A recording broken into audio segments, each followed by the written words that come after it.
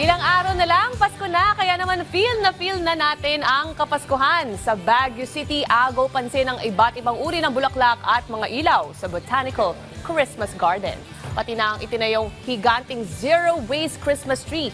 Ang detalye na yan mula kay Janice Dennis ng PTV Cordillera.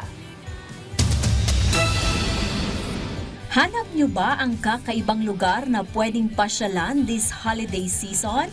Halina kayo dito sa City of Pines. Mag-relax at mag-enjoy sa iba't ibang aktibidad na alok ng pamahalaan.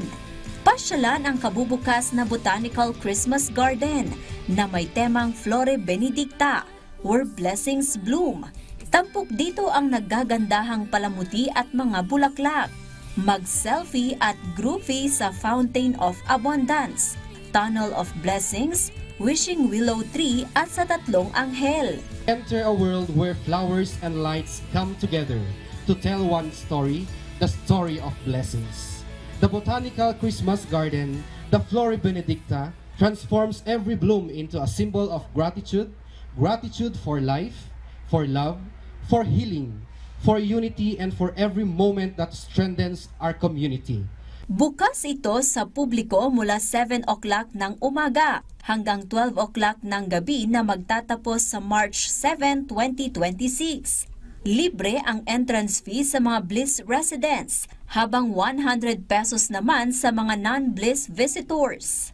Encouraging po lahat ng mga pumupunta dito, tourists, locals, na sana po ay pangalagaan natin ating environment. Huwag po tayong magpitas ng mga halaman, huwag po tayong magkalat dito sa park na ito. Pwede ring pasyalan ang 100 feet Christmas tree ng The Mansion House. Pinalamutian ang giant Christmas tree ng mga makukulay at nagniningning na mga parol na entry sa nationwide parol making contest.